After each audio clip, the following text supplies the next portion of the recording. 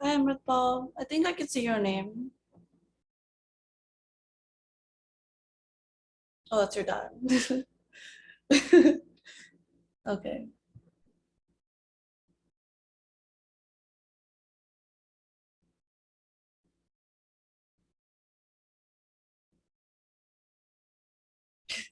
I'm actually,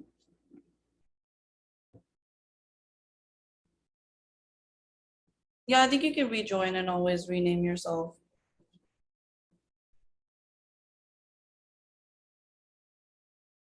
All right, well, while people are still rolling in, Vaiguru Ji Ka Khalsa, Vaiguru Ji Ki Fateh. Sat Sri Akal, everyone. Thank you so much for joining us today. My name is Amrita Kular, and I'm currently the Communications Manager at SALDEF. And I'll be moderating today's panel for SALDEF Speaks on college admissions and applying to scholarships. To get the most out of this webinar, please submit your questions and I will try to get to all of them throughout the session. During the webinar, I will be focused on the presentation, but I will take a peek at them periodically and then answer them during our Q&A session. So for the first part of the webinar, I'm so glad to welcome Samrat Matra, who will be presenting information on applying to colleges. Samrat is the Executive Director of the Sikh Pre-College Network, where he connects Sikh high school schoolers to educational and professional support through a network of college advisors and community events. Grew up in Jackson, Tennessee, and religion surrounded him, and student activism energized him. After attending Sarak, he pivoted his organizing towards the Panth, starting with the Sikh Student Association and eventually founding the Sikh Pre-College Network. He's currently a senior at Claremont McKenna College, and he looks forward to exploring a career in social entrepreneurship and law where he can combine his energy to create value and build institutions. So here's our special guest, Samrat, if you want to share your screen.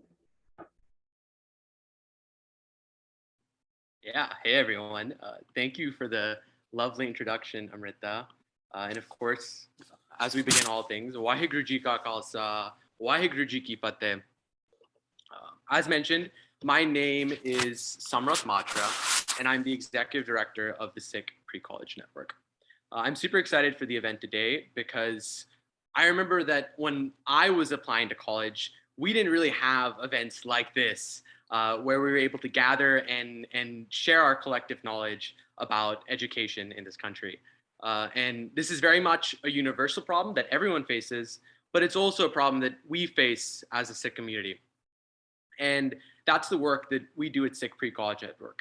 We're working to demystify the college application process, and we do that through connecting Sikh high schoolers to college support through our network of college advisors and community events. So without further ado, we'll jump into talking about the Common Application. What is the Common App? The Common App is an application system that's used by over 900 schools in the US, both in the US and internationally. There's some UK schools that also use the Common App. And an important thing to note with the Common App is that if you are interested in applying to the University of California system, the Rutgers system, schools like Georgetown or MIT, none of those schools use the Common App. So you'll have to do separate research on that or connect with us and we'd be happy to pair you with an advisor who can help you with that. You can break the application down into these main sections. Number one, your profile. 2, tests and grades. 3, activities and awards. Your writing section, and then recommendation letters. And we'll talk about all of these items today. So with your profile. For your profile, you'll need to have this information handy. You'll need to have school information, including your school's address, your phone number for the school. You'll need your school counselor's contact. You'll need the name, title, and email of your recommenders. You'll need your parents' biographical information, and this includes their education level, whether you're a first-generation student, whether your parents are doctors. You need to make sure that you specify that, and of course, their occupation. And then if you're interested in applying to financial aid, federal financial aid, you'll also need to have your social security number handy. Tests and scores, test scores and grades. You'll need to obviously have a transcript, and you'll have to manually input your senior year courses. So it's best that you just go ahead and make a little list of your senior year courses, so it's super easy for you to directly input them into the application. And then you'll need to have your ACT or SAT score depending on the requirements of the school that you're applying to. And there are three different little areas that this fits into nowadays. Right now, there's a testing required. There's schools that are testing required, and these schools, they have testing required. It's pretty self-explanatory. Test optional schools is a category that has recently gained a lot of popularity among universities because of COVID. Right now, there are about 65% of schools are test optional, and this means that you don't have to submit a score, but if you do submit a score, the college will look at it. And in my discussions with admission officers, what they're telling us is if you are scoring in the 75th percentile, there should be no question about you submitting your score. You should absolutely submit it. If you're scoring around the 50th percentile of scores at that school, you should definitely still consider submitting it, especially if you're someone who thinks that you'll feel bad later on that, oh, I could have gotten into school if I had submitted this ACT score, because generally more information is better in your application. It gives them more context on who you are as an applicant.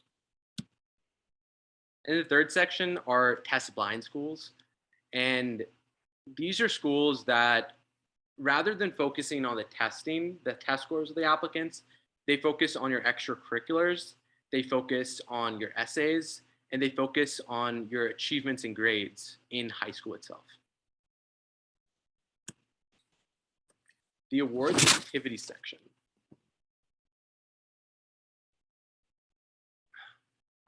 So in this section, you're able to list 5 awards that you've gained recognition for throughout your high school career. And for each of these awards, you're able to label if this award was something that you won at a local level with your school, at a state level, at a national level, and even international level. And if you're way back, if you're a freshman or sophomore looking at the college application process, your goal here is to have as many state and national level recognitions as possible, because that it differentiates you and shows that you're a leader in this skill or extracurricular that you do.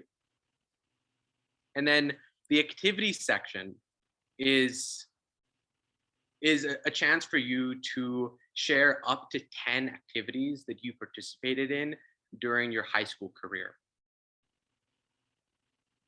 I know some of you may be thinking that, okay, maybe you have 10 activities, maybe you have way more than 10 activities, but maybe you're also that type of person who you don't necessarily you have less than 10 activities. You really need to try to fill in all 10 activities if possible. And if you have more than 10 activities, what you should really be focusing on this section is thinking about what story are you telling to the admission officers with your activities section.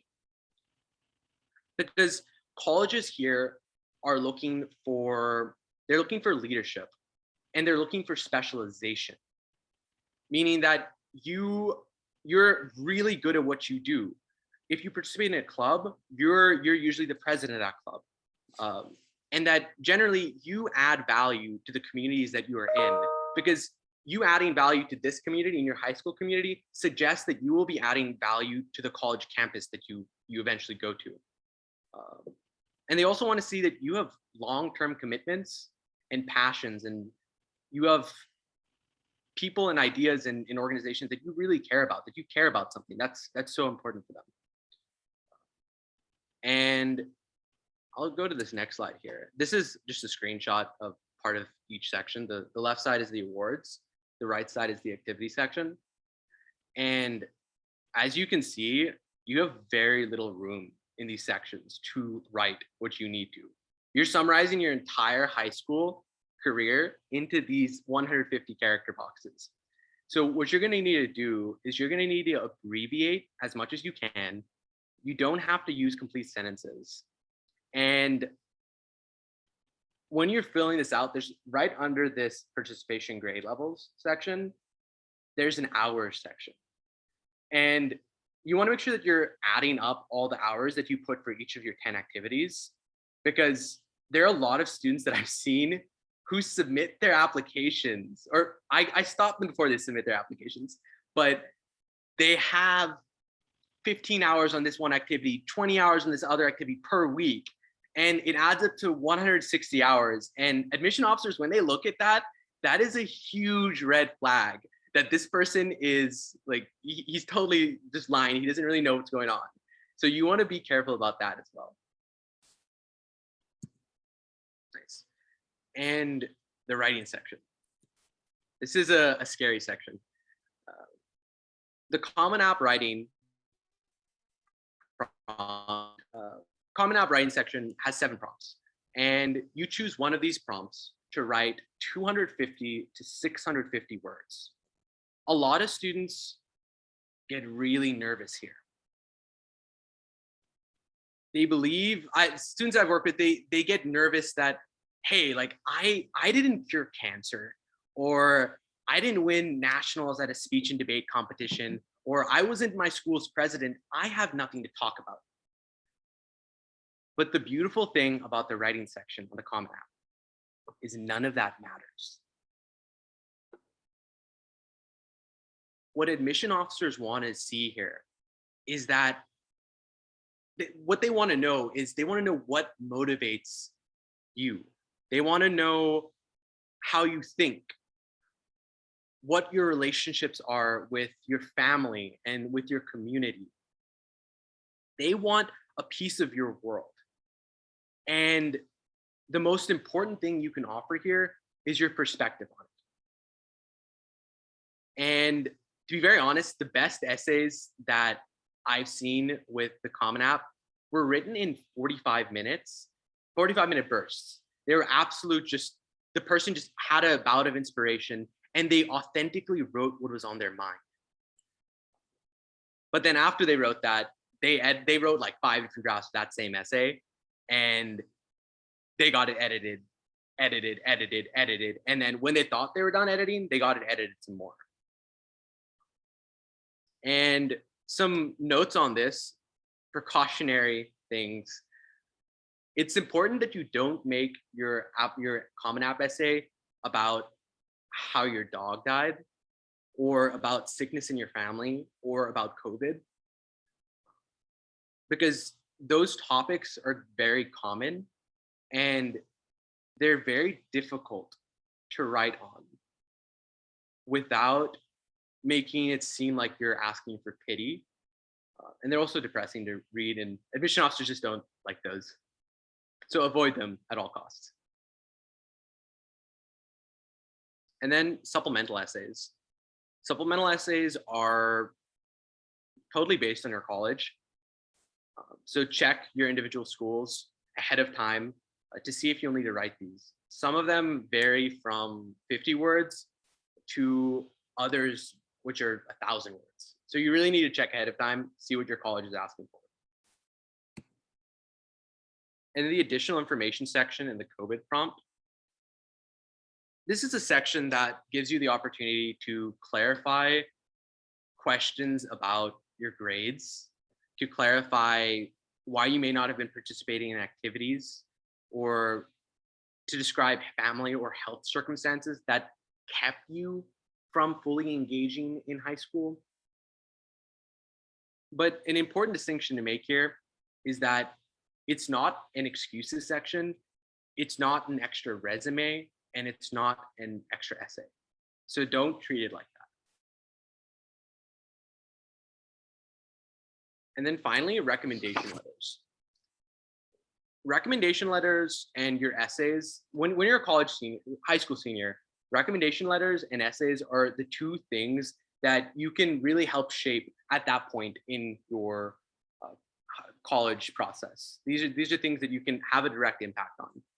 So you want to make sure you do well on your essays, and you also ask for the right recommendation letters. You want to be asking 2 to 3 teachers at least 1 month before the date. And you want to be asking teachers who know you well, who like you, who actually don't like you. You want teachers who love you. You want them to be able to speak about your contributions in class, and also that you were a pretty good student. They don't have to be necessarily, you don't have to necessarily be the best student in the class to get a good recommendation. They just, you have to like have a good relationship with them. That's the most important part of these. And you never want to ask over email. You always want to ask them in person. And when you do ask them in person, you want to be able to talk to them about your goals during college and after college, what you want to study, colleges that you're looking at. And you also want to be able to give them a resume that they can use while they write their application.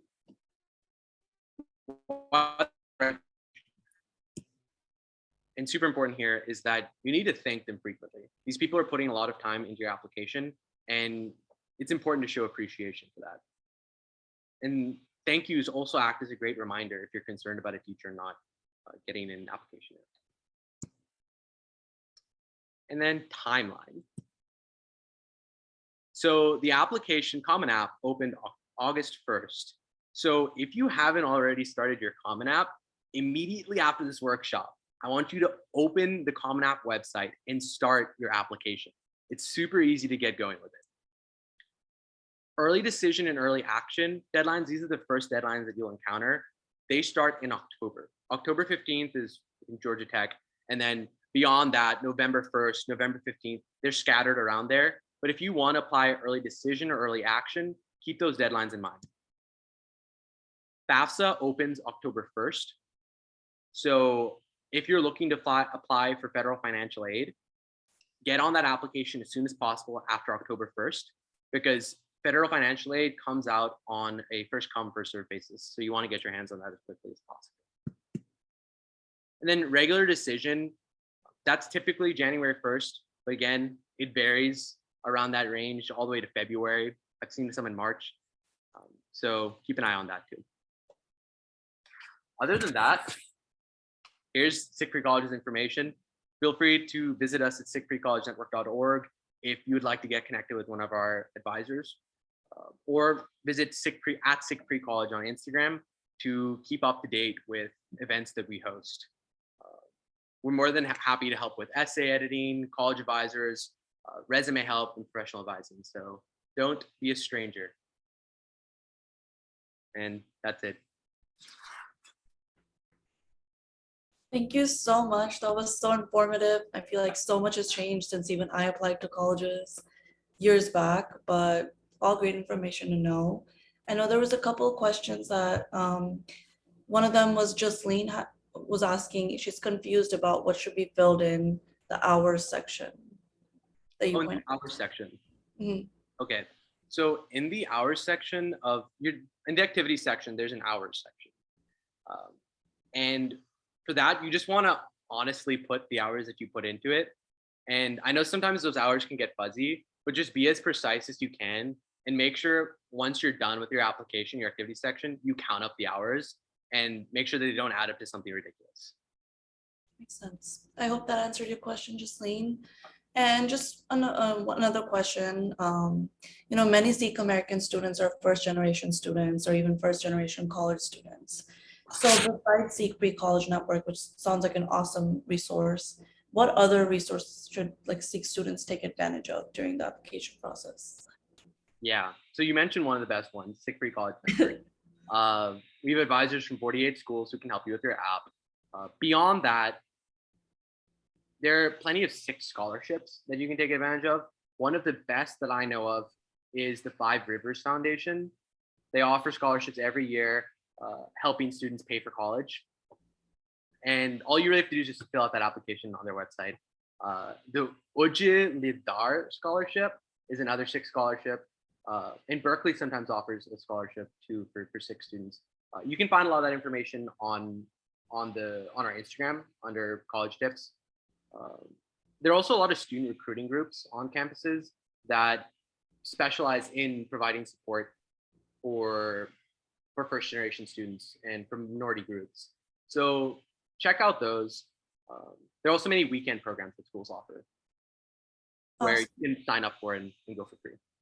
Sounds good. Sounds resourceful. And we'll drop the links when we follow up with an email.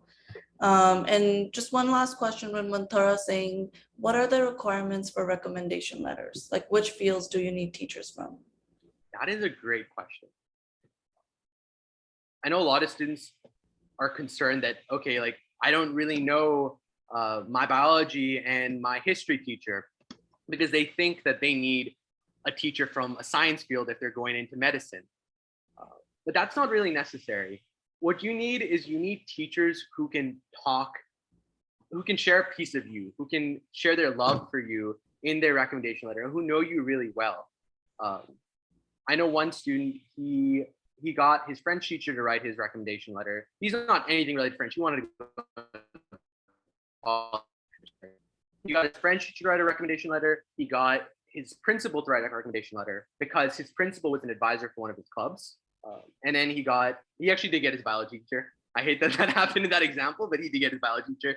The key there is just get teachers who can speak well about it. Right. Thank you so much for your time, Samrat. I feel like this has been so informative. We'll get to any other remaining questions towards the end. Lovely. But I would love to move on to the second section. Thanks for your time again. Thank you. So now that we have some clarity about the college application process, we will proceed into one of my favorite topics, just saving money, aka applying to scholarships. So to speak about that part, we have none other than Shawn, who's the Vice President of Scholarships and Programs at Asian and Pacific Islander Scholars. So APIA Scholars is the nation's largest nonprofit organization devoted to creating opportunities that provide access to higher education and professional success of Asian and Pacific Islander American students. Shawn, if you could please share your screen and welcome.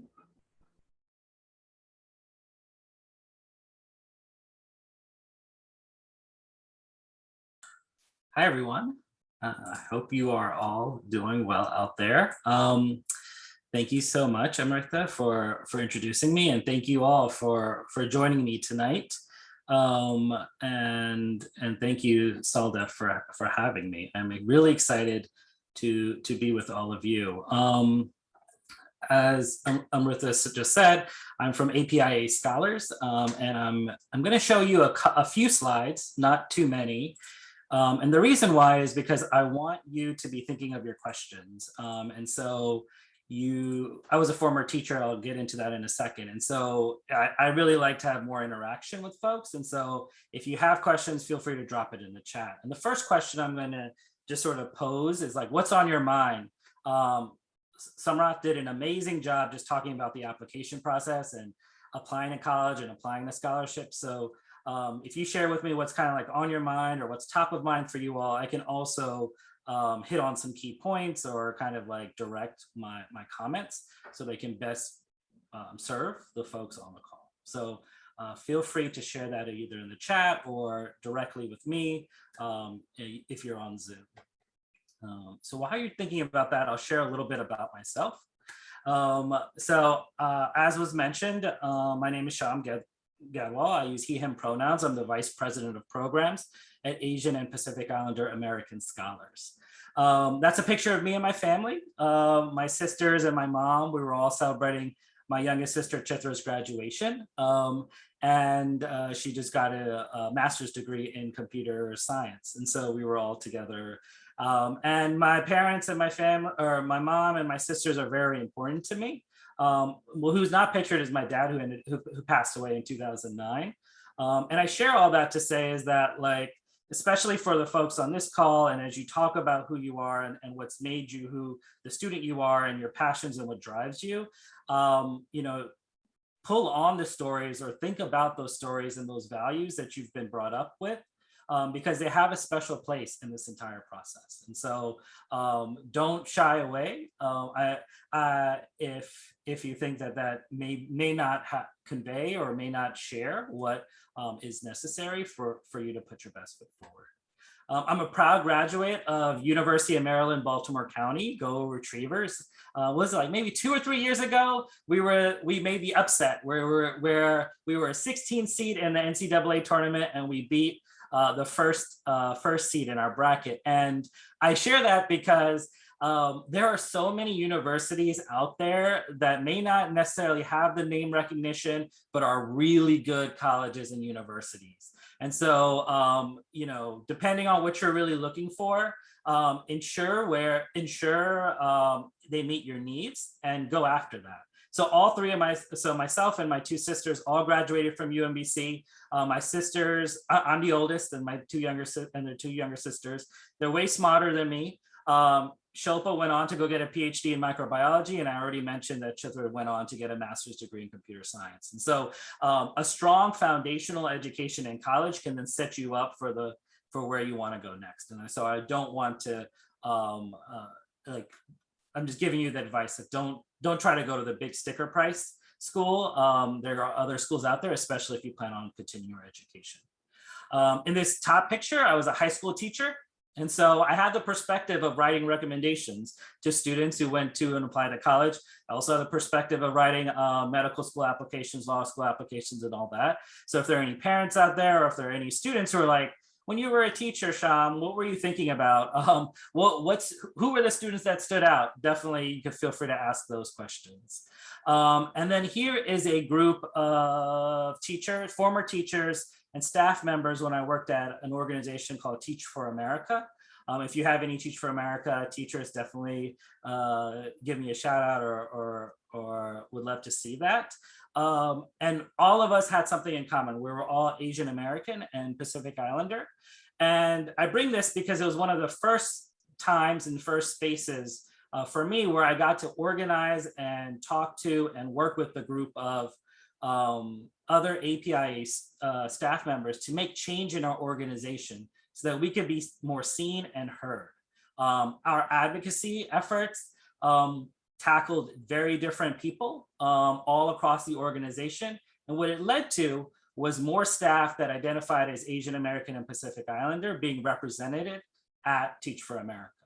And that would not have happened if we all weren't organized, all talking together, and all pursuing a common mission. And so in your stories and what you share about yourself, yes, it's about who you are and what you've done, but also just talk, I would say, talk a little bit about how you've brought in other people, especially nowadays when communities are central at making change. I think there was a narrative that that people, just one person can make a huge difference. And while there's some truth to that, it's also people coming together and working as a group that can make a larger difference. A little bit about my organization. We are the nation's largest nonprofit organization devoted to creating opportunities that provide access to higher education and professional success for the APIA community. So as Vice President of Programs, I have the distinct privilege of thinking about, well, what supports do students need in college so they can be successful and graduate? I also think about what supports and systems do they need to be successful as an early professional. There are specific challenges that address the Asian and Pacific Islander American community. And those specific challenges need direct solutions. And so I work with an amazing team that sort of tackles and works with our students. Anyone who is a scholarship award winner of API Scholars gets to tap into some of these programs. And so if you're curious about what some of those programs are, happy to answer those questions as well. I'm here to talk about a couple things about when apply, giving you some tips about when applying to scholarships. So the APIA scholarships is a national scholarship. We get over 10,000 applications for our scholarship. So I read a lot of essays. I read a lot of recommendations. And so I have 4 total tips, and the first 2, I'll just divide it up 2 by 2. So the first one is use life experiences to provide authentic stories. And so there's an idea out here for, you know, the narratives of who we are as however you identify. You can either have someone else tell you that story, or you can control that story. You can control your narrative about who you are and the experiences that have developed you and made you who you are. And so that is part of a skill that you will always use for the rest of your life. Think about interviewing for a job, think about meeting somebody, and just answering that question. So if you haven't already, start thinking about and reflecting on those life experiences and tell authentic stories. It's much more powerful to say something, it's much more powerful to share a story than to say, I'm really good at building relationships and being able to make change happen in an organization. You might be like, well, how did you do that? Well, that was the story I told you just before, like 5 minutes ago, right? About how we created change at Teach for America. So it's more important to share the story and let the audience member come to that, or it's rather than just telling somebody who you are, right? The second one is line up and build relationships with your recommenders. So you have a story that's out there about who you are and what you really are interested in. And now you need validation on that story. You need other people to sort of like sign on or sort of show the receipts to your story. And that's where your recommenders come in. So if you do this amazing thing, or you have this sort of like application that you're talking about, or sorry, this essay you're talking about of what you've done in your community organization or at school or in this other part of wherever, and your recommenders can't talk about that, then it's like, did it really happen or did it not? If it's a generic, when I read recommendation letters, I can tell when you get the generic recommendation letter, and I can tell when somebody had a genuine connection. Even the ones I wrote some generic ones. It's just a lot of time and people are really busy. And so lining up those recommenders and starting to think about right now, no matter when you started, you can make a difference and really just be intentional about who you're building your relationships with. What stories are you telling them? How are you letting them in? Like, are you sharing your essays with them and using them and building that relationship so you can have some back and forth so they get to know you. So when it's time to write that recommendation, they're not just going to replace some words. They're like, I'm going to sit down, I'm going to do a really good job for this person because I care about them as a student. That is what I think about when I have to write a recommendation for my students. Let me pause there. Is this helpful? Like, what's the reaction out there? You can drop it in the chat. Just give me something. Is this the kind of stuff you want, or should I go in a little different direction? Okay. Thank you. All right, good. Okay. All right, I'm sorry, we get a positive reinforcement. Let's keep going. The third one is understand the organization awarding the scholarship. All right, so this is another example of how you have to connect who you are and what you want to do to the organization. So the organization has its own like motive, you know, MO, all that kind of stuff. So let's say you want to go into sciences, right? You may not necessarily want to apply for a scholarship that's given out by a bank. Why? What does a bank do? A bank is interested in accounting and finances. You're coming in with a science degree or science interest. Now, you could try to massage your science interest into finance, or you could just say, you know, that's not the scholarship for me. Instead, what I'm going to do is I'm going to go after those science ones. And this is where the experiences also come in handy, because if all your experiences are in sciences, guess what? You're only limiting yourself to scholarships that are about science. So can it be about science? Could it be about the sciences? Could it be about creative writing?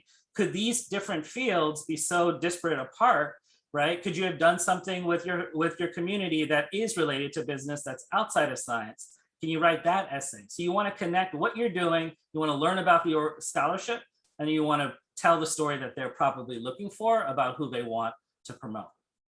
And the fourth thing, which is always good, and if you haven't done it, some of the strongest students I work with do this, is you create a short essay bank for yourself and you track its progress. So you ask yourself, I submitted this essay. So Samrath earlier said there were 7 prompts for the common application.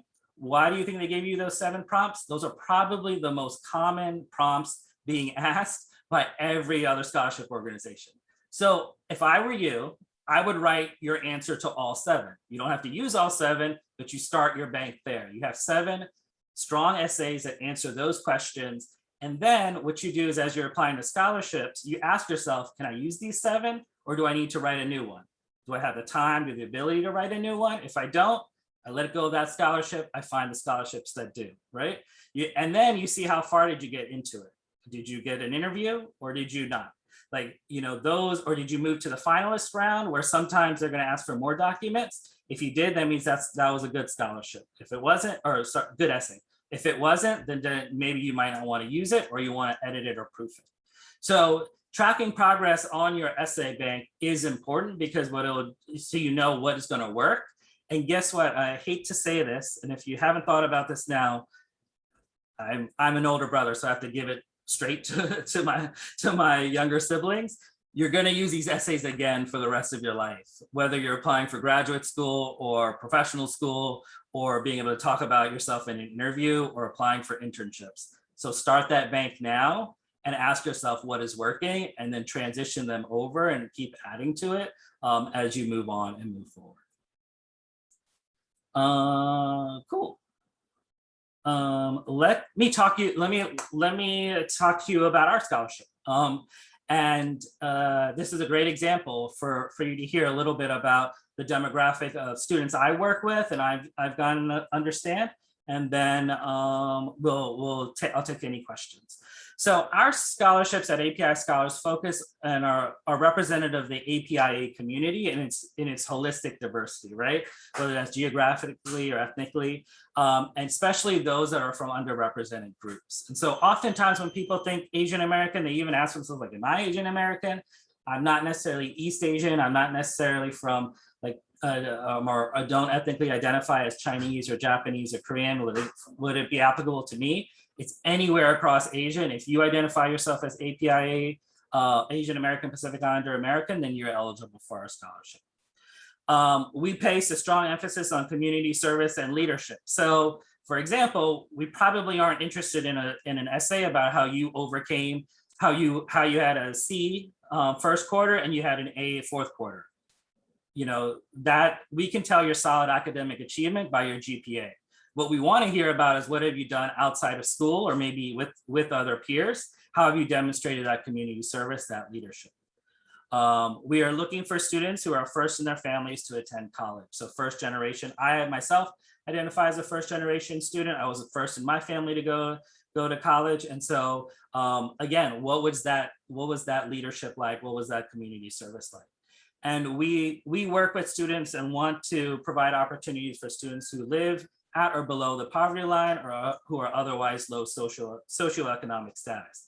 So you might be like, well, Shawn, that's not me, so should I still apply? Well, if you know that that's important to us, maybe talk about some of your community service that worked with those populations, right? That worked with students or worked with families that live at or below the poverty line. We would be interested in that. You know, you grew up the way you grew up. But what did you do with and what interests did you have? How did you make that work? And then tactically, I know we're running out of time here. We have 2 scholarships. We have an APIA scholarship. So APIA is Asian American, Native American, Pacific Islander serving institutions. There are some universities, you can check them out on our website, that predominantly have over 10% of a student population that identifies Asian American, Pacific Islander. And so we work with those institutions and offer scholarships to those students. And then we also have an APIA general one. So we offer or award somewhere between 300, 400 scholarships, and they range in different amounts. So our scholarship opens in September 2021. Check out our website, check out our information, and you'll be able to kind of access all that and be able to start that application, and definitely start early and see where it goes. All right. Do we have time for one question or two? Yeah, definitely we do. I know there's a lot of great questions that were asked. I think one of them was from Sharon, who's asking, what is the estimate cost a quarter or semester now to a good college? And what are the common loans that someone can apply to? Yeah, I mean, that is a very general question. And I would say that like, you can find all that information as you like research specific colleges, right? You want to look at whether it's a 2-year, 4-year institution, public or private, and different institutions award aid differently. And so you may not even have to apply to different loans, given how much aid that school is willing to offer. Makes sense. And Deepak is asking, is the scholarship criteria either or? Do you have to satisfy only one criteria or all? Yeah, it really, are you talking, for a general scholarship? I say like the more criteria you like hit, the better your odds are, the better your chances are. But I wouldn't let that limit you. The reason why you want to build that essay bank is because once you have really solid 7 essays, you can then start to filter your scholarships by what questions they ask, and maybe you could just use that pretty easily. So you don't have to hit everything. I mean, there's information out there about how students of color or people of color don't apply to a job because they don't fill each of the requirements, whereas white peers do and they get the job. So always give yourself a shot. Yeah, I think going off of that, I would love to hear your opinion. There's so many students that feel intimidated by national scholarships or scholarships with huge prizes, and they don't apply because they don't feel like they have a chance at winning. So is there a specific way for students to gauge like which scholarship might be the best for them and kind of tailor the application process?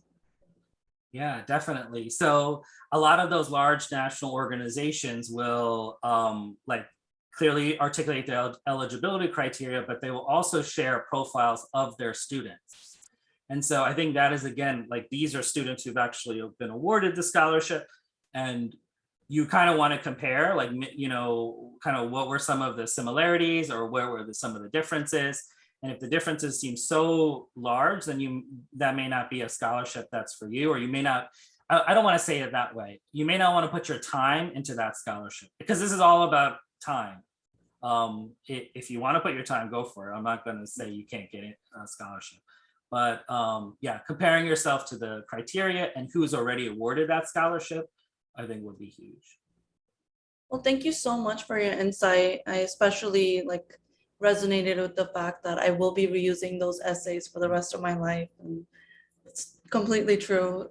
But thank you so much for your time and all your insight again. Thank you all. So with that, we will be moving on to the next part of the panel, where we're going to be having current and former SikhLEAD students who will be sharing their insight and perspective on the college admissions process. If you could all take some time to introduce yourselves and where you're going currently.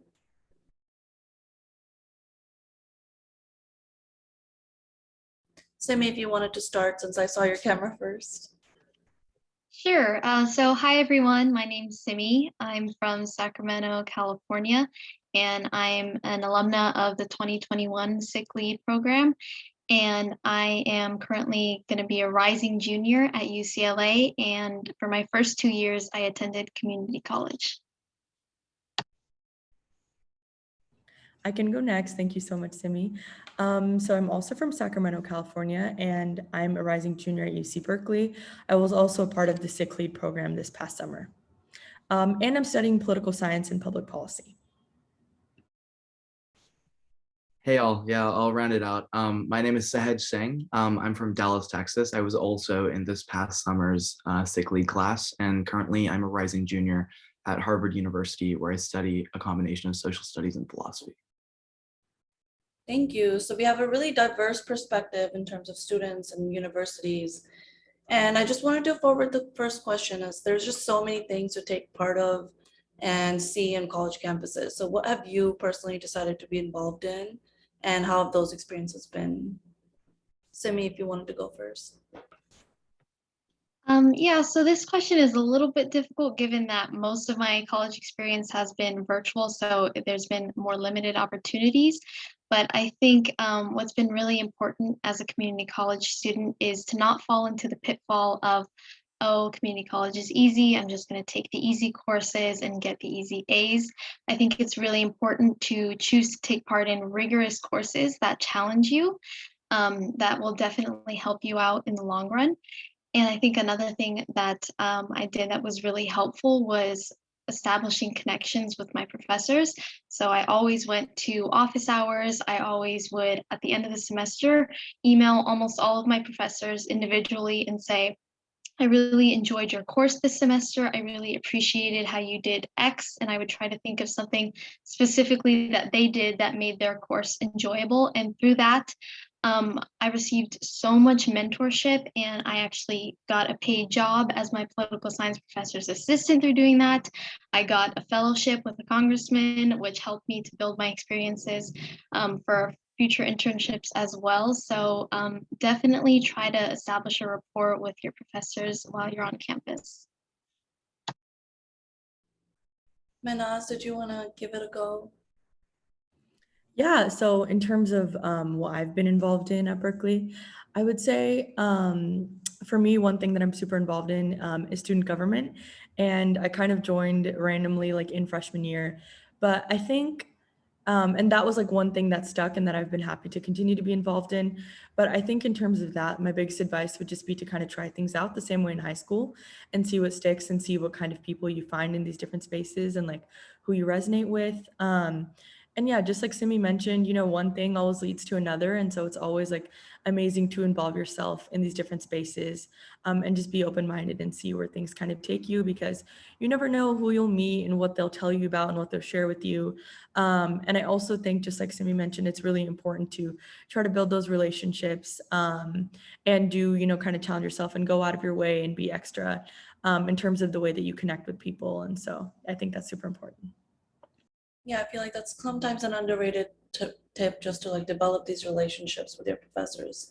So you've all been through the college admission process, and what advice do you have for students that are maybe leading up to the process or currently, stressing out about it?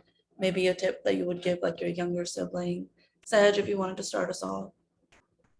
I mean, yeah, sure. So actually, my little brother is currently going through the college process, so I put a lot of thought into this. I think colleges, the best thing they do when it comes to the application process is they kind of gauge authenticity. Almost the application process is kind of searching to figure out what you believe your own narrative is, and then kind of selling it to the university and why you think that university is part of your journey. So from my perspective, like, the biggest thing that you need to nail in the application process is knowing almost like who you are and what you want out of the 4 years first. And putting that level of critical thinking is more important than any prior step. If for you, like, the best way to display who you are is an essay that's really sad, like maybe it is about your dead dog, or maybe it's about your like cultural identity, which I know like we're often discouraged to write about as well, because those are a dime a dozen. Like, the key is displaying your authenticity, because college, like the college application process is honestly almost a crapshoot if you don't really know what you want out of the next 4 years and you can't convey that narrative. That's a great tip about working backwards and kind of figuring out what you want first, and then going towards the college application process. Manaz, do you have any tips that helped you? I think Sahaj said it so well. Like, that is the number one advice that I always give everyone. I think everyone, unfortunately, and it totally makes sense how people kind of make this mistake. I think people kind of get in this mindset of like, oh, like, how can I make myself look good and how can I appeal to these colleges? And of course, it's important, right? You want to put your best foot forward, but I think the best mindset to have with this kind of thing is to be able to tell your story and show what you care about and who you are and what kinds of things you might want to do based on what you care about. And I think, yeah, like the people that are going to be reading these applications read so many applications, and they really usually can gauge, I think, authenticity. And I think there's such a huge difference. I think Samrat mentioned it earlier that just kind of like the difference between like, that writing that comes from that passion that truly is, like itching to get out of your pen versus like sitting down and feeling like you kind of need to make some things up to put them on paper to look good. And, I think a lot of college admissions officers probably can see the difference between those two kind of different ways of writing. And so I would just really encourage everyone, especially, we're still in August, so there's still time to do a lot of reflection about like what you care about and what matters to you and what makes you happy and what kinds of things you enjoy doing and you've been involved in thus far. And just really figure out like how you want to work that into your story. And so I think that is the most important thing, that it starts with you, and think about like what you yourself want and who you are before you think about how you want to appear to colleges, if that makes sense. Yeah, that makes complete sense. And Simi, I'm going to tailor my question a little bit to you. There's a question about how can I convince my little brother to go to college? And I know transferring from a community college to a university can be like a really grueling process. You really have to stay motivated. So do you have any tips in terms of that? Or what kept you motivated through the process?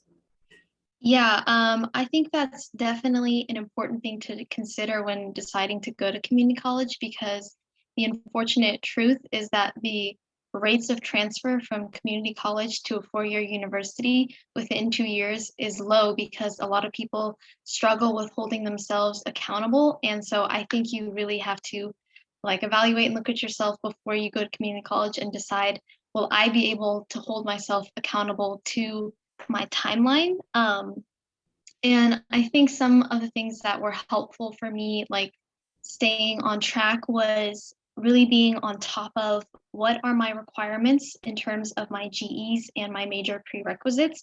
Because if you have that all laid out, it'll feel less like, oh, where do I even begin? You have a set plan. These are the classes that I need to do. These are the requirements that I need to fulfill. And so it can feel a little less daunting. And there are a lot of resources. I can speak specifically to the California Community College system on helping transfers figure out those course plans and how to stay on track.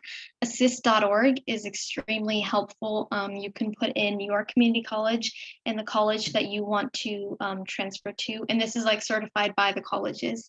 And it'll tell you which courses you need to take. And then they of course have like lists of your GEs that you need to take. So as long as you are holding those resources close and always referencing them, it can feel a lot less confusing, and you can definitely have a straightforward plan for how to stay on track. That makes sense. Having a detailed plan is always the first step. And I'll throw out a question there. I think this is a really great one by Montaro saying, how do you curate your application to the school you want to go to? Do you recommend reaching out to professors at that school and talking to them, or the courses you want to take in the essays? How do you make it sound like you genuinely did your research and not just trying to make it relatable to that school? Whoever wants to go first, I'll just open up the floor. I can jump in. I mean, I think the first thing I'll say is if you reach out to professors at a university and they're willing to take time to like talk things out with you, you should definitely apply to that school, because it sounds like it's a really solid environment that you can gain a lot from academically. I think gathering as much information as possible about the university is probably helpful, and really critically examining how it fits within your own like trajectory as an individual who's developing, as well as a career path. So sure, talking to professors, maybe talking to alumni or talking to current students, as well as maybe going to tours and reading about the school is quite helpful.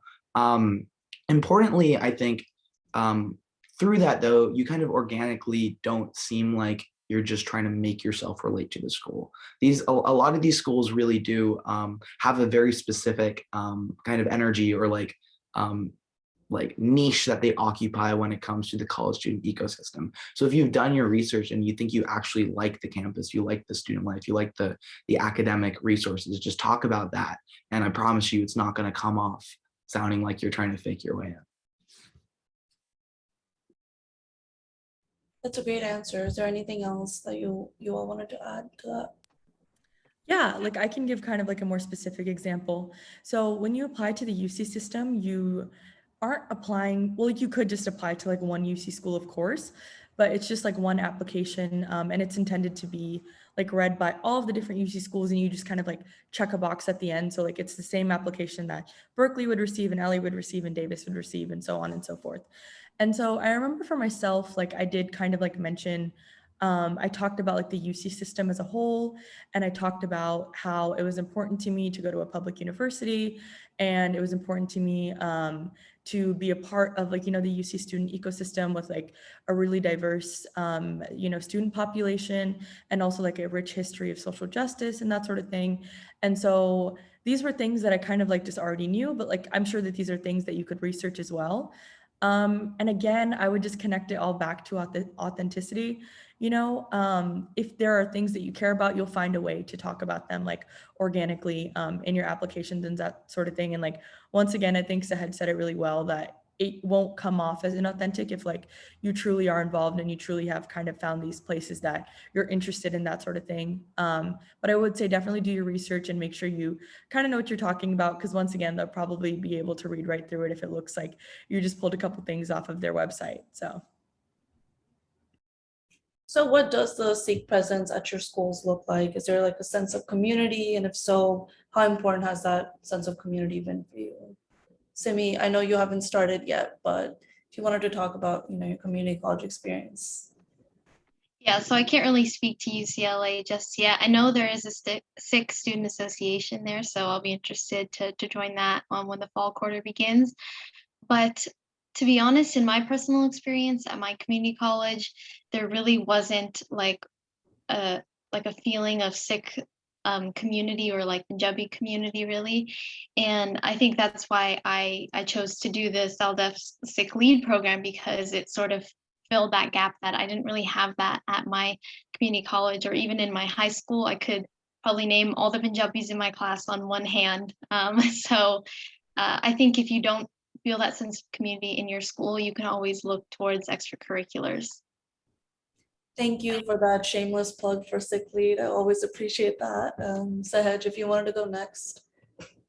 Yeah, I think we're in a weird little boat up in Cambridge. There's only 5, maybe 4 Sikhs in the entire university. I'm the only Sikh in my grade.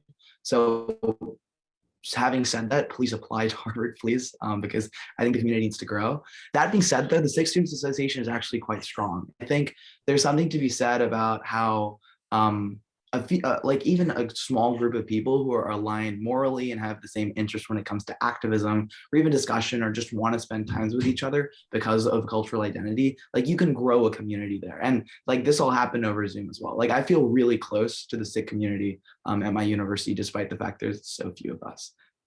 So I absolutely agree with Simi, because I mean, I'm from Dallas, not a lot of Sikh people there as well. Using any avenue you can to meet members of the community is great, but even with a few people, you can build something strong. Yeah, I can definitely speak to it at Berkeley. Again, kind of like building off of the last question as well, where I was talking about why it was important to me to go to UC, and also why like Berkeley was one of my top choices as well. There's a really rich history of Sikh activism and just kind of Sikh students in general at Berkeley, which has been so amazing to be involved in. And it's definitely a really humbling thing to kind of be a part of.